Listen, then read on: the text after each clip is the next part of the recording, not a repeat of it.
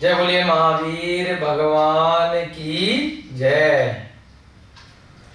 जय बोलिए अनंत सिद्ध परमेष्ठी भगवानों की जय। जय बोलिए आचार्य भगवान श्री उमा स्वामी जी महाराज की जय। जय बोलिए तत्वार सूत्र प्रणेता आचार्य भगवान श्री उमा स्वामी जी महाराज की जय। जय बोलिए शिव के प्रथमाचार्य श्री चारित्र चक्रवर्ती शांति सागर जी महाराज की जय। जय बोलिए आचार्य भगवान गुरुदेव श्री विमल सागर जी महाराज की जय। जय बोलिए आचार्य भगवान श्री इच्छाचार्य श्री विद्यानंद जी महाराज की जय। सभी को जय जिनेन्द्र, जय दुजड़ंदो। हम सभी लोग 117 कक्षाएं अब तक तत्व सूत्र की पूरी कर चुके हैं। आज आपके समक्ष 118 नंबर की कक्षा लगने जा रही है। आज दिनांक 7 मार्च और अष्टम अध्याय की चर्चा हमारी यहाँ पर चल रही है।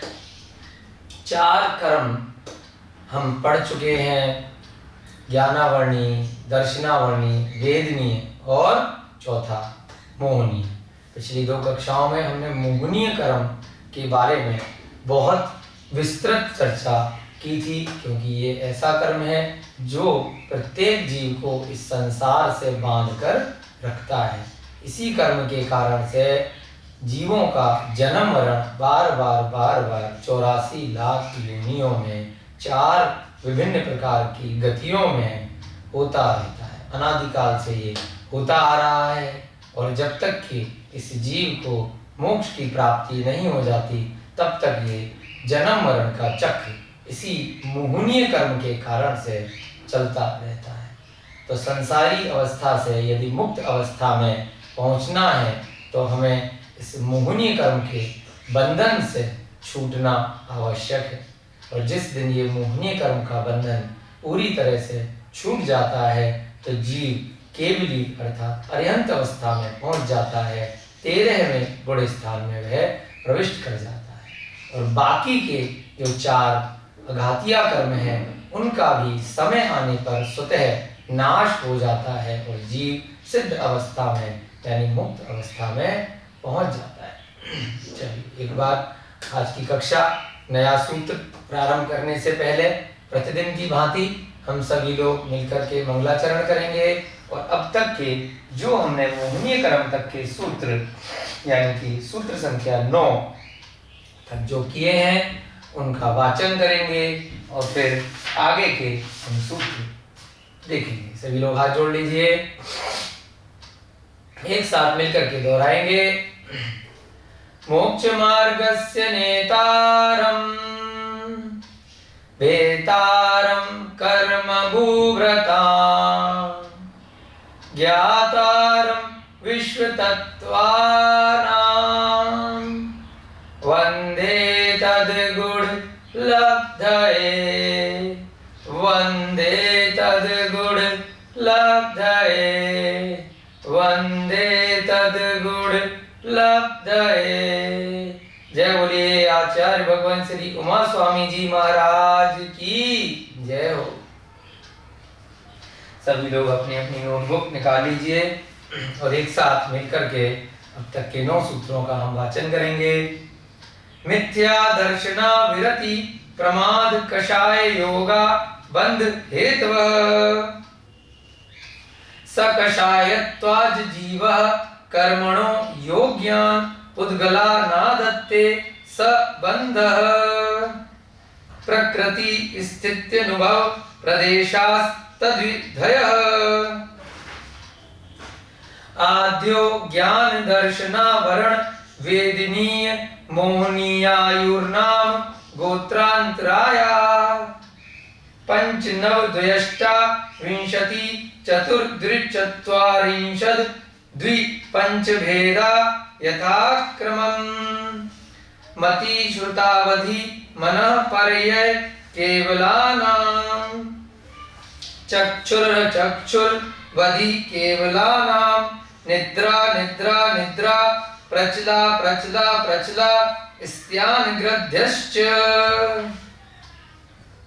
सद सद्विधे दर्शन चारित्र मोहनीया कषाय कषाय वेदनीया ख्यास त्रिद्वि नव षोडश भेदा सम्यक्त मिथ्यात्व तदुभयान्य कषाय कषायौ हास्यरत्यरति शोक भय जुगुप्सा स्त्री पुण्य पुंसक वेदा अनंतानुबंध प्रत्याख्यान प्रत्याख्यान संजुलन विकल्पाश्चेकशः क्रोधमान माया लोभा।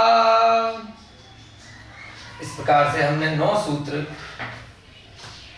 कल तक की कक्षा में देखे। एक बार हम लोग जो पिछली कक्षा में वर्णन चल रहा था उसको जल्दी से हम लोग रिवाइज करेंगे। मोहनीय कर्म का वर्णन चल रहा है। मोहनीय कर्म के कुल 28 भेद यहाँ पर आचार्य महाराज ने बताए हैं। प्रमुख रूप से जो मोहनीय कर्म है उसके अगर हमने चार्ट उस दिन बनाया था तो उसके 2 भेद यहाँ पर बताए। पहला भेद कौन सा बताया? दर्शन मोहनीय और दूसरा चारित्र मोहनीय। दर्शन मोहनीय के 3 भेद बताए, सम्यक्त, दूसरा मिथ्यात्व और तीसरा मिश्र अर्थात सम्यक्त मिथ्यात्व। फिर दर्शन मोहनीय हो गया, उसके बाद दूसरी तरफ चारित्र मोहनीय के प्रमुख रूप से 2 भेद बताए। पहला अकषाय वेदनीय और दूसरा कषाय वेदनीय। अकषाय वेदनीय का मतलब आपको कल की कक्षा में बताया था, जहां कषाय तो है परंतु थोड़ी बहुत कषाय है। कषाय है और उसका बिल्कुल उल्टा नहीं है अकषाय, यानी कि कषाय से रहित जीव अगर हो जाता है तो पूरी तरह से जब कषाय खत्म हो जाती है तो वो तो गुण स्थानों में बहुत ऊपर पहुंच जाता है और वहां से फिर सीधे अरिहंत अवस्था प्रारंभ हो जाती है। तो मोहनीय कर्म पूरी तरह से उसका समाप्त हो जाता है। यहाँ पर अकषाय का मतलब है कि जो बड़ी कषाय है यानी कि क्रोध मान माया लोभ, उसके अतिरिक्त थोड़ी बहुत जो कषाय हैं। क्या मतलब निकला? अकषाय वेदनीय। इनके कारण से पूरी तरह से चारित्र जीव का उत्पन्न नहीं हो पाता है, वह व्रत इत्यादि नहीं ले पाता है।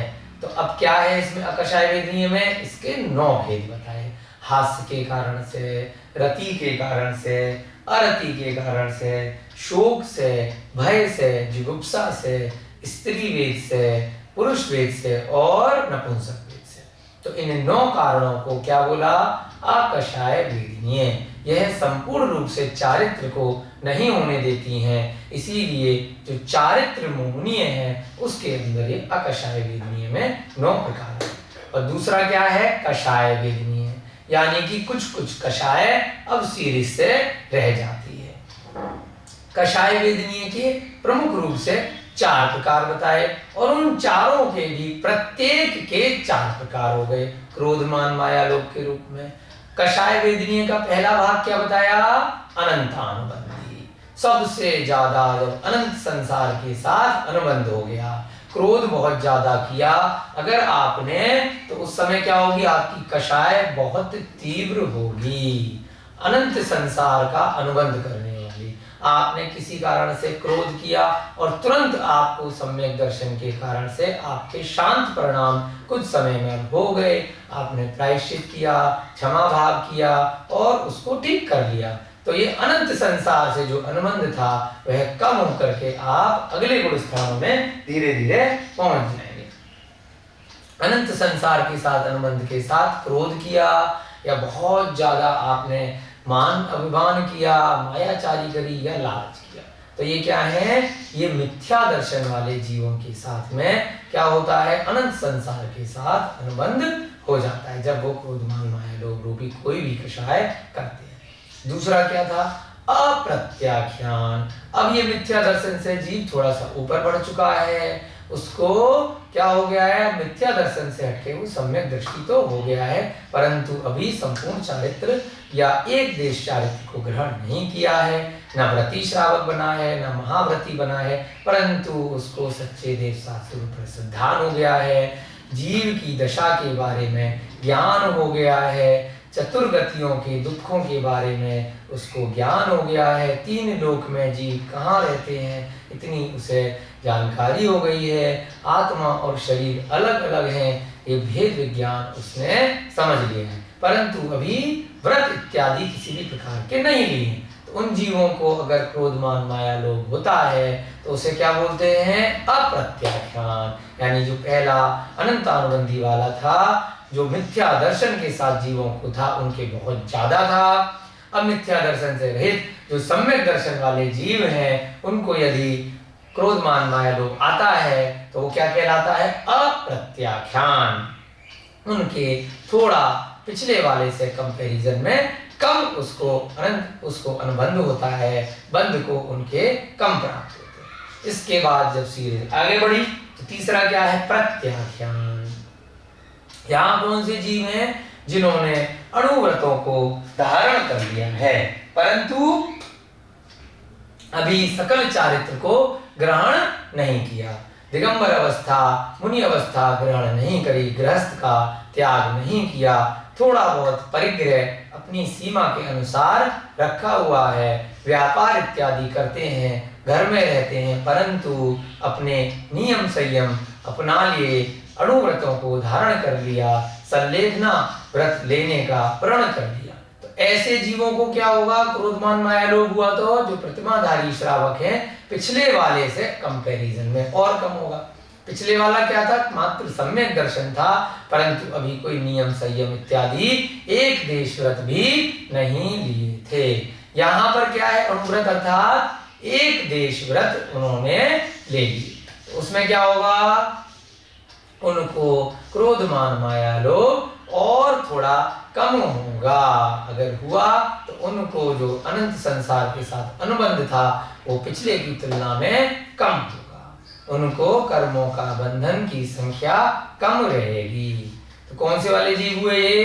प्रत्याख्यान, क्रोध माया लोभ। उसके बाद और जीव गुण स्थान में ऊपर बढ़ जाता है, आगे चल करके वो महाव्रतों को धारण कर लेता है। तो जब उसने घर का त्याग कर दिया, मात्र पीछी कमंडल अपने पास रखे, शास्त्रों को अपने साथ रखा, उन्हीं का ज्ञान ले रहा है, दे रहा है, पूरी दिगंबर मुनि की चर्या का निर्दोष वह पालन कर रहा है, परंतु कभी कभार क्या हुआ? जब वह ध्यान अवस्था में नहीं है, अन्य क्रियाकलाप इत्यादि कर रहा है, तो उनको किंचित मात्र क्रोध मान माया लोभ रह जाता है। तो इसलिए उनके लिए क्या शब्द प्रयोग किया?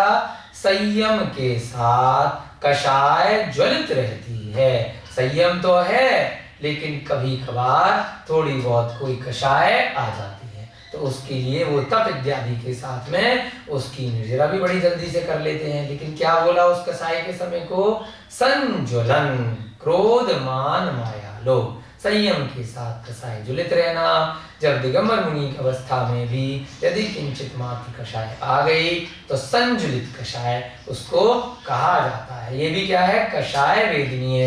ये भी इन चारों कारणों से संसार के साथ कुछ न कुछ अनुबंध बना रहता है, इसीलिए इन सभी को भी मोहनीय कर्म के भेदों में ही लिया। आ गई बात समझ में? सबसे पहला क्या था? दर्शन मोहनीय। उसमें पहला क्या है?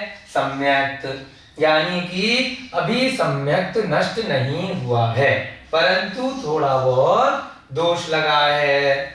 श्रद्धा तो है देवशास्त्र गुरु पर परंतु मजबूत नहीं है, तो ये मोह करा रही है दर्शन मोहनीय क्रम में। सम्यक प्रकृति, मिथ्यात्व प्रकृति बिल्कुल भी उनको सम्यक दर्शन है ही नहीं, मिथ्या दर्शन वाले हैं, विपरीत श्रद्धा है, मिश्र प्रकृति, थोड़ा बहुत संयम उनको दोष लग गया और थोड़ा बहुत मिथ्यात्व में है, तो मिश्र है। इसलिए दर्शन यानी कि सम्यक दर्शन में मोह है, कंप्लीट सम्यक दर्शन नहीं है इन तीनों प्रकृति में, है ना।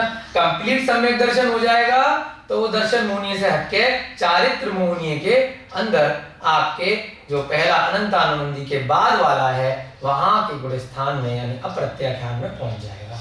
ये जो दर्शन मोहनीय है इसके तीनों प्रकार में सम्यक दर्शन पूरी तरह से प्रकट नहीं हुआ है, सम्यक्त वाले में कौन सा है? थोड़ा बहुत दोष है, पूरी तरह से सम्यक दर्शन नहीं है। मिथ्यात्व में तो बिल्कुल ही नहीं है, और मिश्र में थोड़ा बहुत दोष भी है और मिथ्यात्व में भी है। तो कभी मिथ्यात्व में आ जाते हैं, कभी थोड़े बहुत दोष में आ जाते हैं, पूरी तरह से सम्यक दर्शन प्रकट नहीं होता। ठीक है, आपके बात समझ में आ गई। अब जो 9 भेद देखे थे कषाय वेदनीय के, एक बार जल्दी से उन्हें रिवाइज कर लेते हैं। हास्य का मतलब जब हंसी मजाक कर रहे हैं तो चारित्र उत्पन्न नहीं है, क्योंकि इससे भी आपको कर्मों का बंधन होता है। हंसी मजाक फालतू में करना, जितने भी आपने शब्द बोले या मन में हंसी मजाक के विचार किए, उसके लिए आपको असत्य बोलना पड़ेगा। तो ये सब क्या है? प्रत्येक समय मन वचन काया के योग से कुछ ना कुछ पुद्गल वर्गणाएं संसार से आत्मा में आकर के बंधन को प्राप्त होती रहती हैं, चिपकती रहती हैं। तो उस काल में अकषाय वेदिनी की वजह से चारित्र पूरी तरह से प्रकट नहीं होगा। तो हंसी मजाक भी आपको नहीं करना चाहिए अगर चारित्र पूरी तरह से प्रकट करना है। दूसरा, रति, किसी भी जीव से, पर वस्तु से अगर कुछ भी राग रखा, मोह रखा, तो उस कारण से क्या होगा?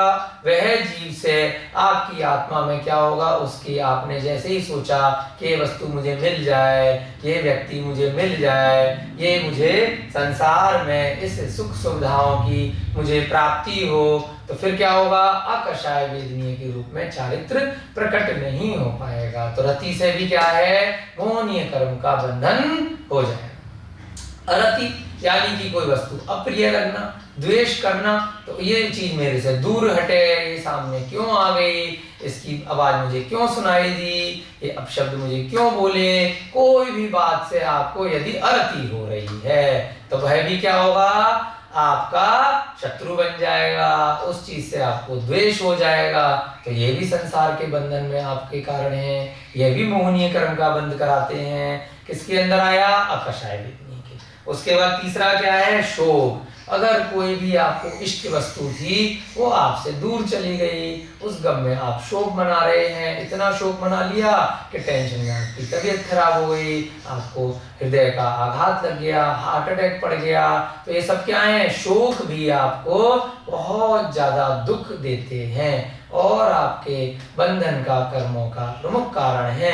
तो मोहनीय कर्म को अगर दूर हटना है तो सम्यक दृष्टि जीव को चाहिए, कैसी भी विकट परिस्थिति आ जाए हमेशा उसको धैर्यवान बन के रहना है, किसी भी परिस्थिति में अपना समता भाव नहीं छोड़ना है। और कोई भी शोक का कारण हो, सारा की सारा सुख संपत्ति सब कुछ चली जाए, तब भी दुखी नहीं होना है, क्योंकि शरीर ही जब आत्मा से अलग है, जब शरीर ही अपना नहीं है, तो शरीर और उससे जुड़े हुए ये संसार की सारी पर वस्तुएं अपनी कैसे हुई? तो उनके जाने का या आने का ना सुख होना चाहिए और ना दुख होना चाहिए। शोक के बाद अगला भय।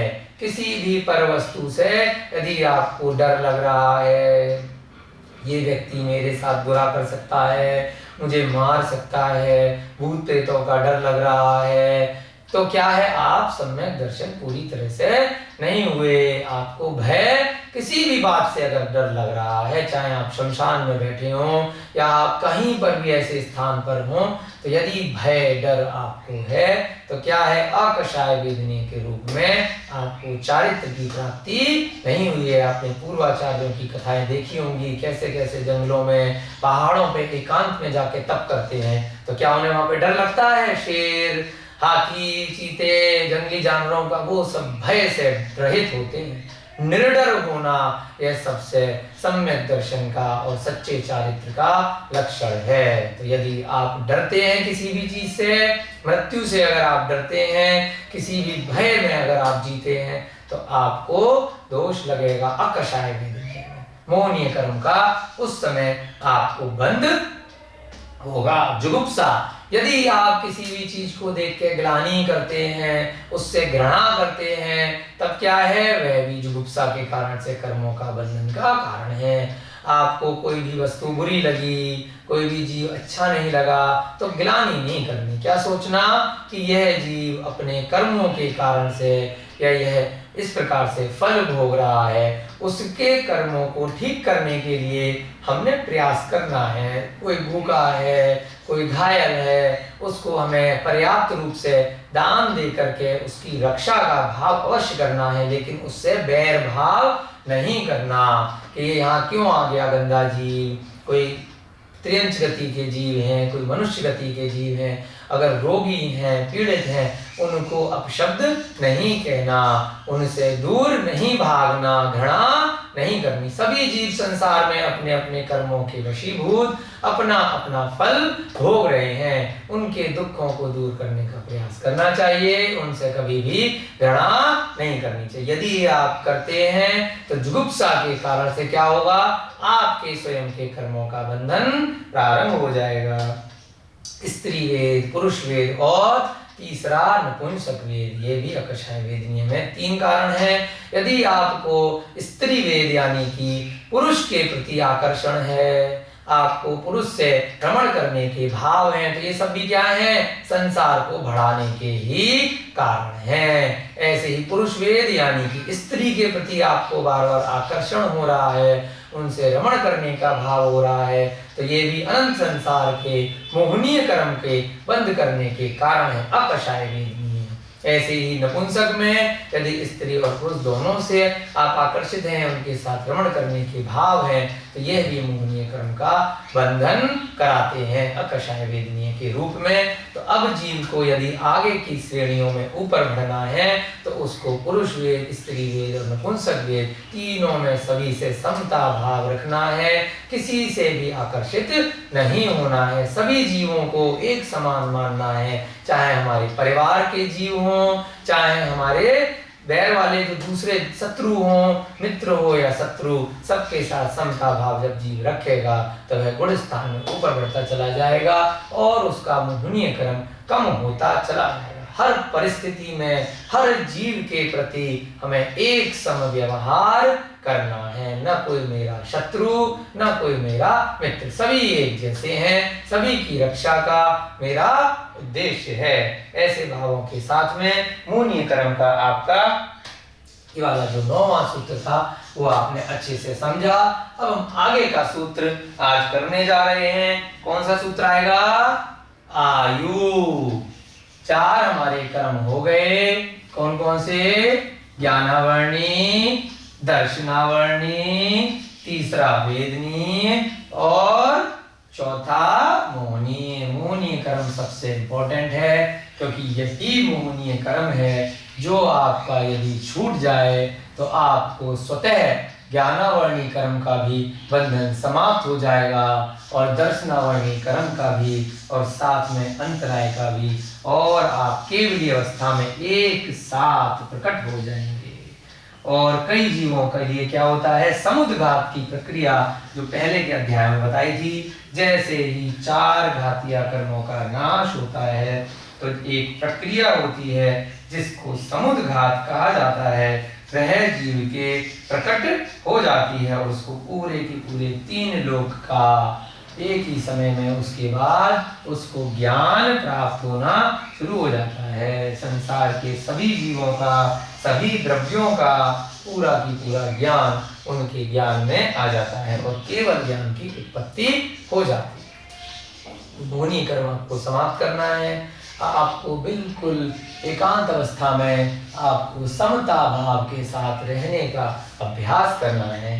धीरे धीरे आपका अभ्यास बढ़ता जाएगा, तो इस भव में नहीं तो अगले किसी भव में अवश्य ही आपकी सीढ़ी बढ़ती चली जाएगी और आपको भी केवल ज्ञान की प्राप्ति हो सकती है। उसी के लिए हम सारे सूत्र पढ़ रहे हैं, इसीलिए इसका नाम क्या रखा, मोक्ष सूत्र। तत्वार सूत्र को यदि मोक्ष दाने का ये सूत्र है। अब हम 10वां सूत्र यहाँ पर देख रहे हैं आज, इसका आने वाला है आयु। नारक तैर्यक योन मानुष देवानी। नारक तिर्यक तैर्यक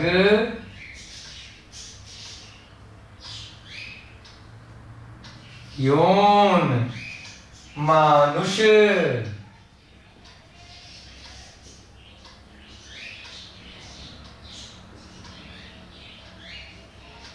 देवानी। क्या संधि विच्छेद निकलेगा इसका? नारग तिर्यक योनि मानुष और देवानी। यानी कि आयु कर्म की बात चल रही है, नंबर से चल रहे हैं जो हमने चौथे सूत्र में 8 कर्म देखे थे। पहला जो प्रकृति बंध था, बंध के प्रकार में उसके 8 कर्मों का वर्णन चल रहा है। ज्ञान, दर्शन, वेद, नियम, मोहिनी हो गया। 5वें नंबर पे यहाँ पर आयु कर्म की बात चल रही है। तो क्या क्या भेद निकले? नारक तिर्यक योन, यानी कि त्र्यंच को क्या बोलते हैं? तिर्यक योनि।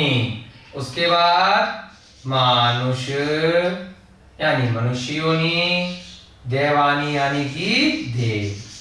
तो ये चारों यहाँ पे आयु शब्द का प्रयोग इसलिए नहीं किया क्योंकि नंबर से सूत्र चल रहे हैं। नारक का मतलब नरक आयु, क्योंकि आयु कर्म की बात चल रही है।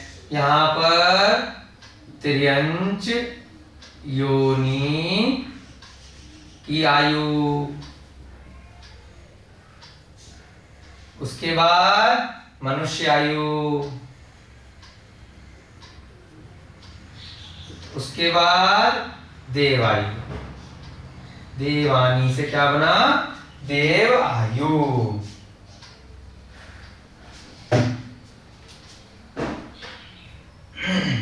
क्या बना इनका? नरक आयु, त्रियंच आयु, मनुष्य आयु और देवायु। यहाँ पर योन शब्द योनि के लिए प्रयोग में किया गया है। तो योनियां 84 लाख होती हैं, इन सब में वो 84 लाख बढ़ जाती हैं, परंतु त्रियंच के साथ में योन शब्द का आचार्य महाराज ने यहाँ प्रयोग किया है। तो उससे हमने क्या लिखा? त्रियंच योनि की आयु। अब क्या बन गया ये? आयु कर्म के उपयुक्त, अर्थात ये आपने 4 गतियों में कई बार चारों नाम बहुत बार पढ़े हैं। तो चारों गतियों में जो आयु मिला करती है तो आयु कर्म के हिसाब से मिलती है। कोई जीव नरक गति में गया वो गति नामकरण की वजह से जाएगा। अगले वाले सूत्र में जब हम नामकरण का वर्णन करेंगे वहां पर हम गति नामकरण का वर्णन करेंगे। तो वहां पर क्या है? नरक गति में तो जीव चला गया, परंतु वहां पर उसको आयु जो मिलेगी वो आयु कर्म के हिसाब से मिलेगी। हमने आयु का आश्रम भी पिछले वाले अध्याय में अच्छे से सीखा था कि किन कारणों से नरक में आयु मिलती है। तो ये सब चीजें हम पहले पढ़ के आ चुके हैं, इसलिए इस पे ज्यादा समय लगाने का काम नहीं है। मोहिनी कर्म बहुत बड़ा था, उस पे समय अधिक लगाया। अर्थात आयु कर्म का बंध उपयुक्त 4 प्रकार से हो सकता है।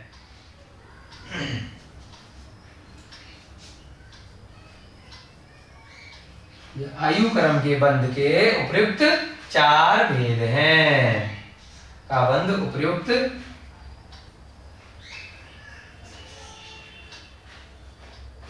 का है, ये उसके भेद है। बंध का चैप्टर चल रहा है तो नरक आयु का बंध कर सकता है, त्रियंश का कर सकता है, मनुष्य का और देव का। सिद्ध आयु का कोई बंध नहीं होता क्योंकि संसारी अवस्था है ही नहीं। वहां पर तो जीव एक बार पहुंच गया, वो मुक्त अवस्था में पहुंच के अनंत आयु के लिए एक ही स्थान पर एक जैसी अवस्था में विराजमान हो जाता है। वहां शरीर ही नहीं रहता, मात्र आत्मा आत्मा रहती है। पिछले भाव में यदि वह खड्गासन में तप कर रहा था तो उसकी आत्मा उस खड्गासन में जाकर के विराजमान हो जाती है। यदि पद्मासन में कर रहा था तो पद्मासन में अंतिम शरीर से कुछ कम अवस्था में सिद्धालय में जाकर के विराजमान हो जाती है। तो ये चारों गतियों का बंध में जो चारों आयु का उनको बंध होता है उसकी चर्चा यहाँ पर की है। जब तक उस जीव का आयु कर्म रहता है तब तक आत्मा उस शरीर में रहती है।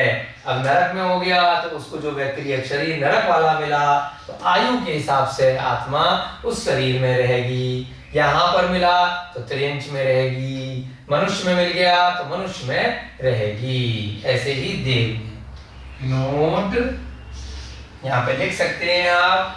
जब तक जीव का आयु कर्म है तब तक उसकी आत्मा उस शरीर में रहती है। जब तक जीव का आयु क्रम शेष है तब तक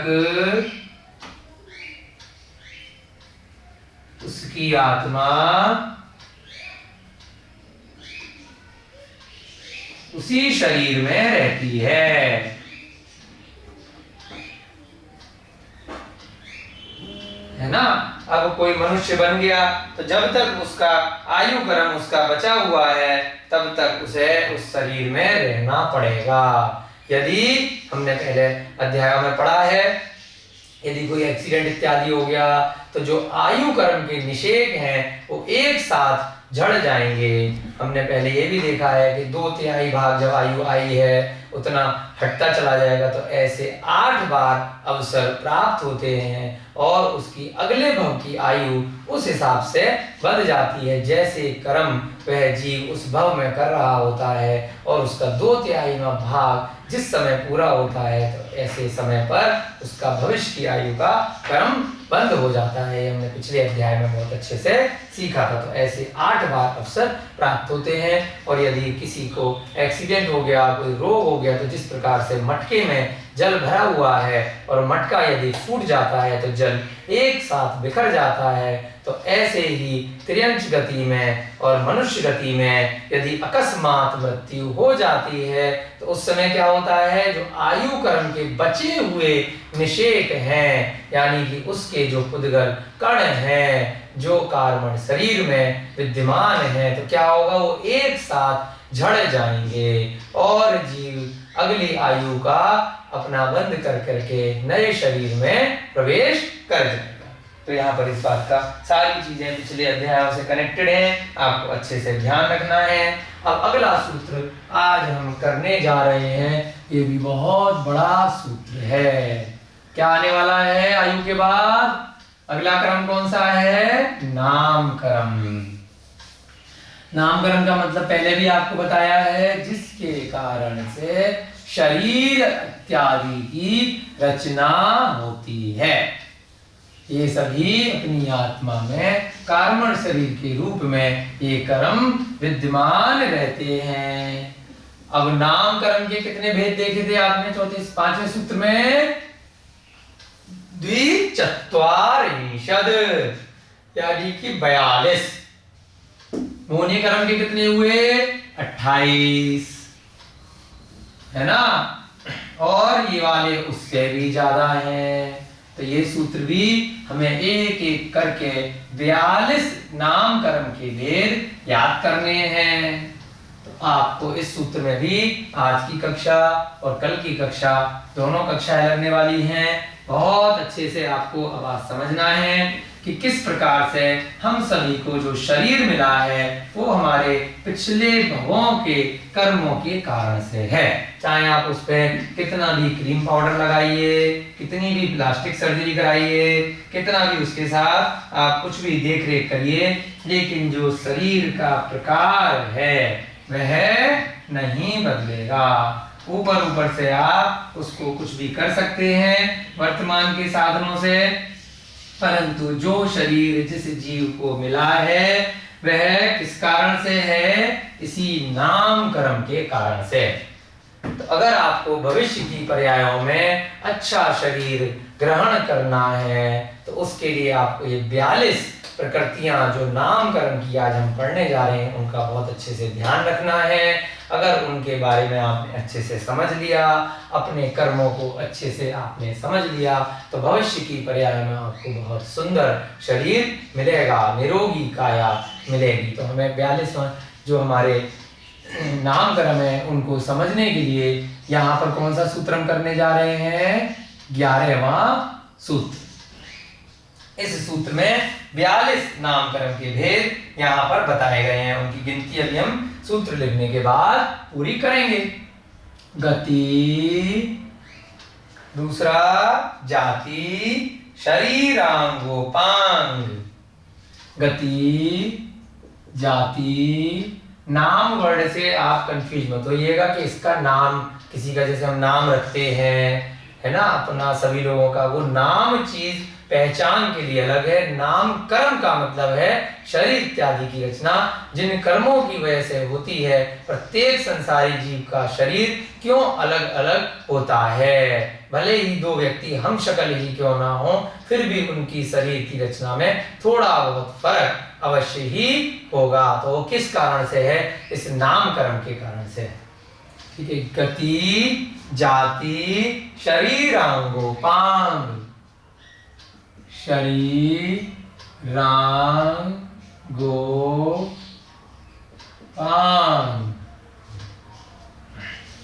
उसके बाद निर्माण, बंधन, संघात। निर्माण, बंधन, संघात। फिर संस्थान, सहनन, संस्थान, सहनन,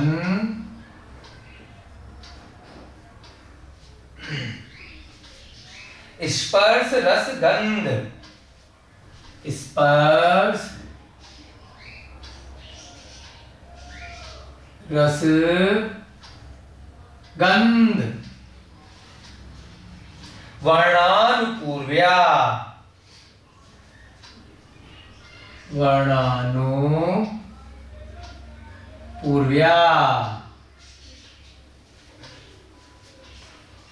गुरु लघुपघात, गुरु लघुपघात।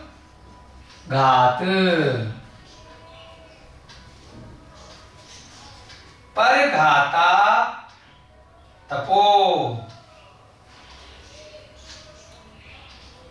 है ना, घात। उसके बाद परघाता, तपो,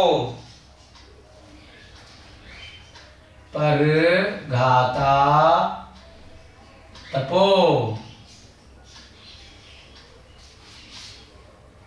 द्योतोच्छ्वास, द्योतोच्छ्वास।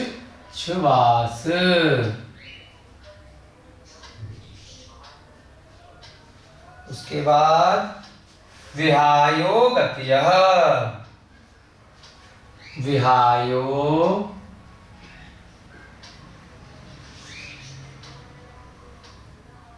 गत्यः।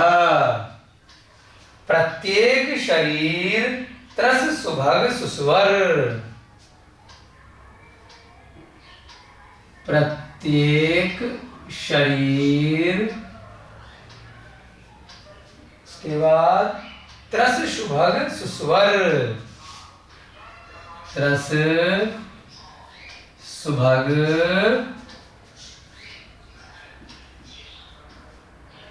सुस्वर। शुभ सूक्ष्म पर्याप्ति, शुभ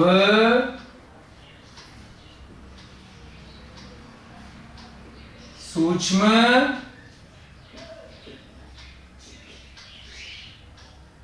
पर्याप्ति।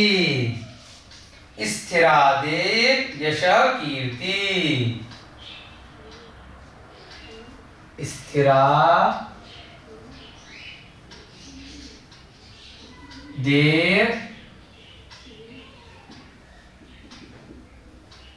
यश कीर्ति। सेतराणि तीर्थंकरत्वं च, सेतराणि। उसके बाद तीर्थंकरत्व च, इस प्रकार से पूरा सूत्र तीर्थंकरत्वम च। चलिए, बहुत बड़ा सूत्र है, एक बार इसको पढ़ेंगे दोबारा से।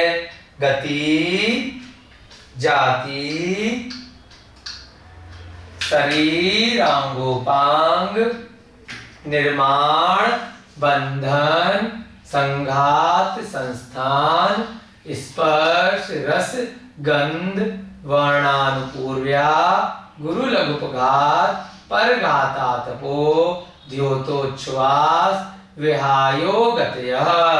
प्रत्येक शरीर त्रस सुभग सुस्वर शुभ सूक्ष्म पर्याप्ति स्थिरादे यश कीर्ति सेत्राणि तीर्थंकरत्वं च। चलिए पहले इसका संधि विच्छेद करते हैं, फिर हम 42 की संख्या गिनेंगे किस प्रकार से बनेगी। पहला गति, फिर जाति, उसके बाद शरीर अंगोपांग, फिर यहां से संधि विच्छेद होगा, शरीर अलग निकल गया और अंगोपांग अलग निकल गया। उसके बाद निर्माण बंधन संघात, निर्माण बंधन संघात, फिर संस्थान सहनन स्पर्श रसगंध, फिर उसके बाद वर्ण आनुपूर्व, इसमें संधि विच्छेद करेंगे। वर्ण के बाद यहां से क्या निकलेगा, आनुपूर्व्य, और यहां पर अ जो रह गया पूर्व के बाद, तो यहां से लेंगे अगुरु, ठीक है।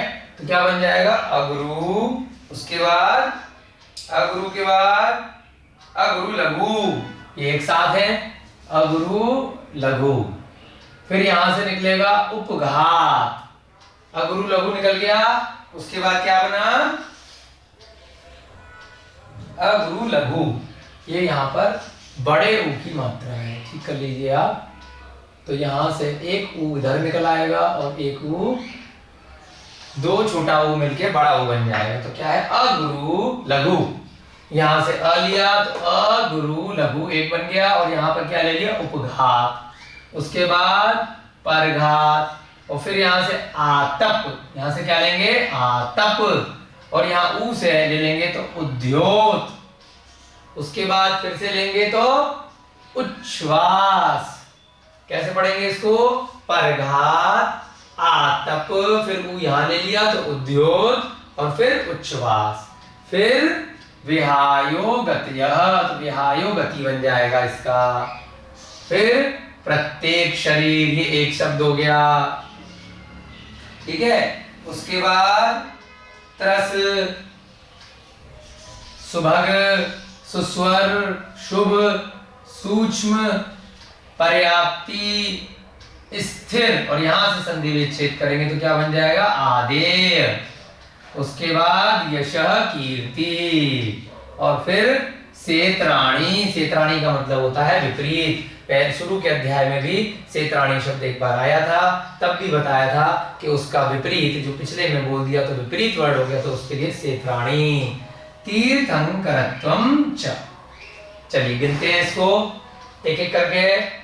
गति एक हो गया, दूसरा जाति, तीसरा शरीर, चौथा अंगोपांग, पांचवा निर्माण, छठा बंधन, सातवां संघात, फिर 8 संस्थान, फिर 9 सहनन, फिर 10 स्पर्श, 11 रस, 12 गंध, 13 वर्ण, फिर आनुपूर्व 14, फिर अगुरु लघु 15, उसके बाद उपघात 16, फिर परघात 17, आतप 18, उद्योत 19, उच्छ्वास 20, और विहायो गति 21। यहाँ पे गतिया के बाद में विसर्ग लगा हुआ है, तो 21 के बाद हम थोड़ा सा यहाँ पर रुकेंगे।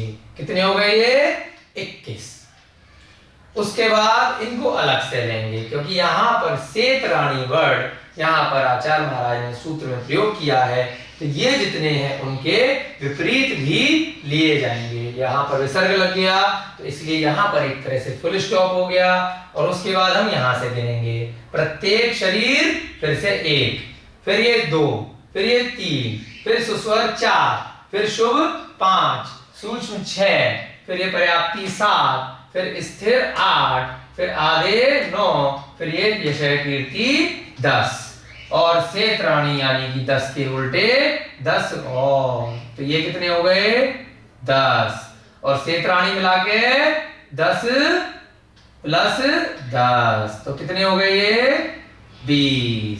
उसके बाद तीर्थंकरत्वम अलग से लिख दिया तो ये कितने हो गए 1। अब हम गिनेंगे 21 प्लस ये वाले 20 और ये कितना 10 21 अलग हो गए 20 अलग हो गए और ये 1 और तो कितना बना 21 और 20 41 और 1 42 द्विचत्वारिंशत्। जो 5वें सूत्र में नामकरण के भेद आए थे तो इस प्रकार से यहाँ पर 42 होते हैं।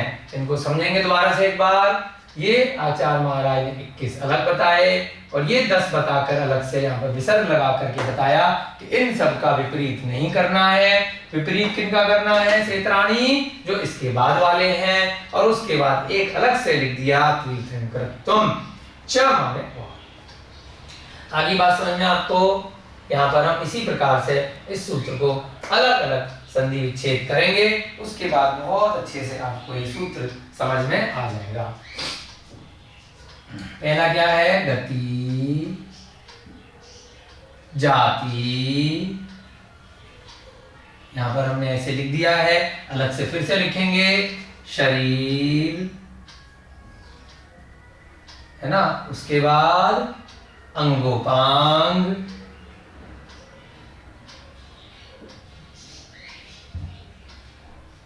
निर्माण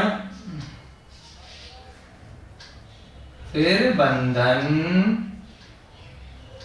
उसके बाद संघात फिर संस्थान उसके बाद सहनन उसके बाद स्पर्श फिर रस फिर गंध वर्ण आनुपूर्व्य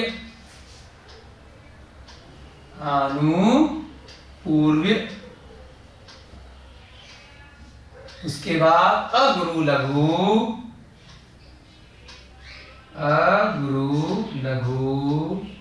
छोटू की मात्रा हो जाएगी और ऊ यहां से निकल जाएगा तो क्या बन जाएगा उपघात उसके बाद परघात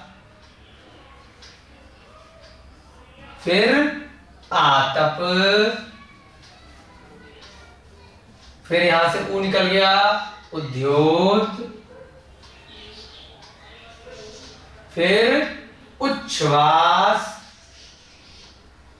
यहां से ऊ निकल गया उद्योत के बाद उच्छ्वास और उसके बाद विहायो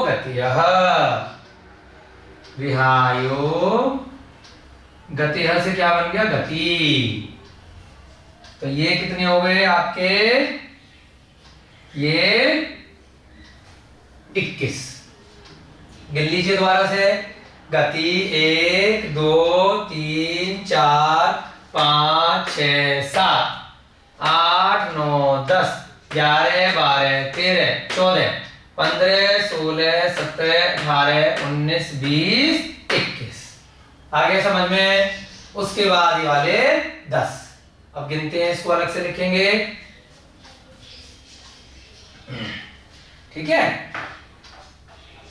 यहां से मिटा देते हैं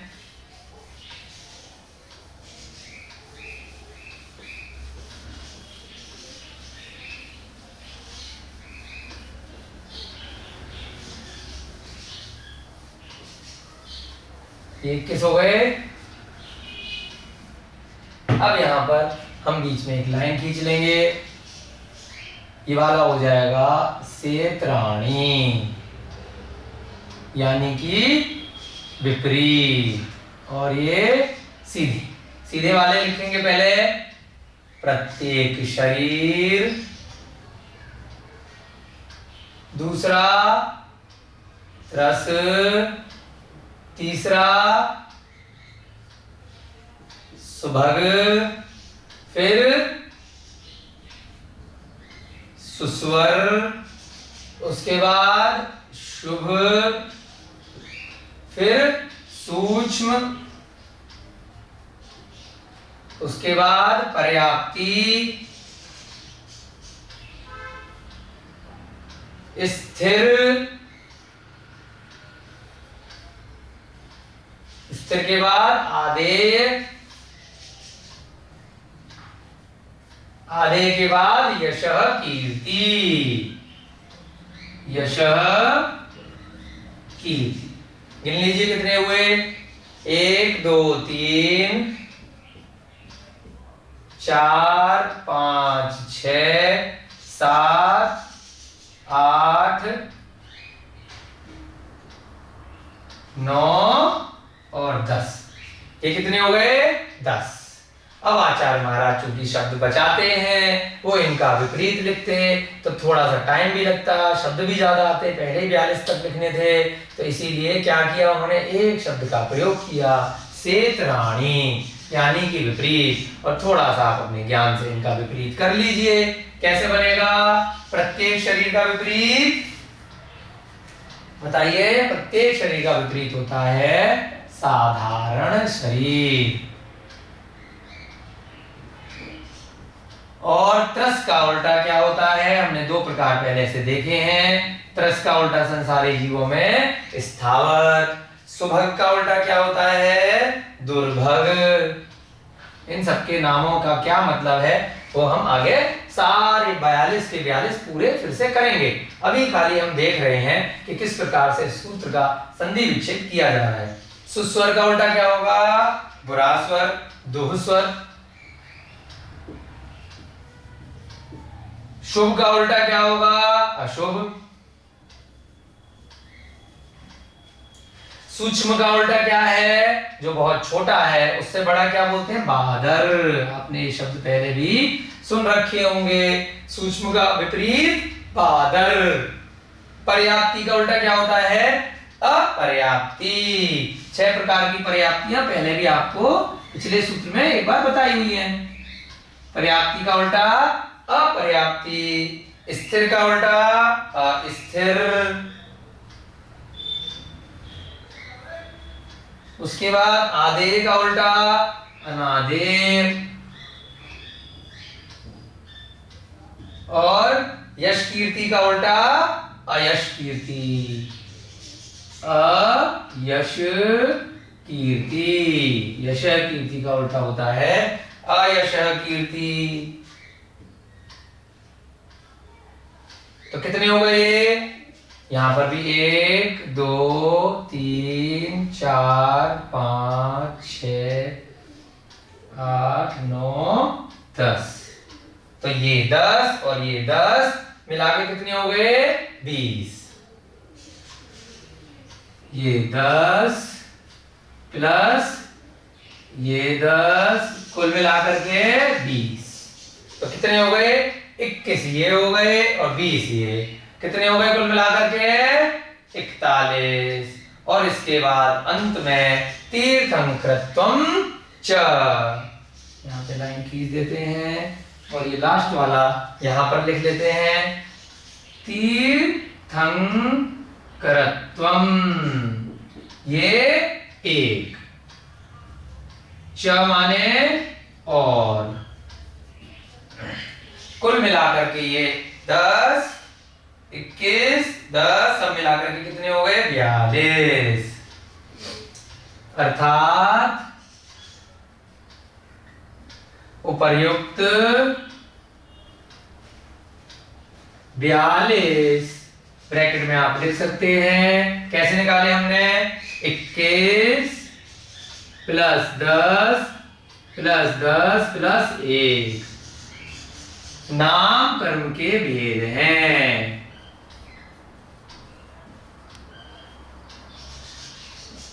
ये आप यहां पर लिख सकते हैं, है ना। इसके बाद यहां से आप लगा लीजिए, ये वाला लिखना है। पहले क्या है, ये आपका सूत्र है। फिर पहले के 21 इधर हैं, 21 के बाद यहाँ से इसका ये वाला है, और फिर सेतराणी का मतलब ये 10 इसके उल्टे हैं, और इसके बाद नीचे तीर्थंकरत्वम यानी कि एक और उपयुक्त 42 नामकरण के भेद होते हैं। अब क्या आगे बात समझ में, जल्दी से रिवाइज करेंगे। फिर आज की कक्षा का आपका समय हो रहा है, उसके बाद इन सभी नाम कर्मों की एक एक करके चर्चा कल की कक्षा में करेंगे। कोशिश करेंगे 42 की 42 कल की कक्षा में पूरे हो जाएं। यदि समय कम रहेगा कल की कक्षा में तो परसों की कक्षा भी इस पे लेंगे, क्योंकि बहुत सारे हैं 42, आपको एक एक बहुत अच्छे से इनके बारे में अच्छे से समझना है। जल्दी से देखेंगे। गति, जाति, शरीर, अंगोपांग, निर्माण, बंधन, संघात, संस्थान, सहनन, स्पर्श, रस, गंध, वर्ण, आनुपूर्य, अर्गुरु लघु, उपघात, परघात, आतप, उद्योत, उच्छ्वास, विहायो गति। उसके बाद प्रत्येक शरीर, फिर साधारण शरीर, त्रस, स्थावर, सुभग, दुर्भग, सुस्वर, दुस्वर, शुभ, अशुभ, सूच, बादर, पर्याप्ति, अपर्याप्ति, स्थिर, अस्थिर, आदे, अनादे, यश कीर्ति, अयश कीर्ति, और अंत में तीर्थंकरत्वम यानी कि तीर्थंकर, है ना। ये एक बन गया इसका। ये सभी नाम कर्म के भेद होते हैं, इनके बारे में प्रत्येक के बारे में इसमें क्या मतलब होता है, इससे कैसे शरीर की रचना होती है, तो ये सभी गतियों के जीवों के बारे में कल की कक्षा में बहुत डिटेल में सीखेंगे। आपकी कक्षा का आज का समय हो रहा है। जय बोलिए भगवान महावीर स्वामी की जय। जय बोलिए आचार्य भगवान श्री उमा स्वामी जी महाराज की जय। जय बोलिए अनंत अनंत सिद्ध परमेश्वरी भगवानों की जय। जय बोलिए आचार्य भगवान श्री शांत सागर जी महाराज की जय। जय बोलिए आचार्य भगवान गुरुदेव श्री विमल सागर जी महाराज की जय। जय बोलिए आचार्य भगवान श्री विद्यानंद जी महाराज की। सभी को जय जिनेन्द्र, जय दो जड़ंदो।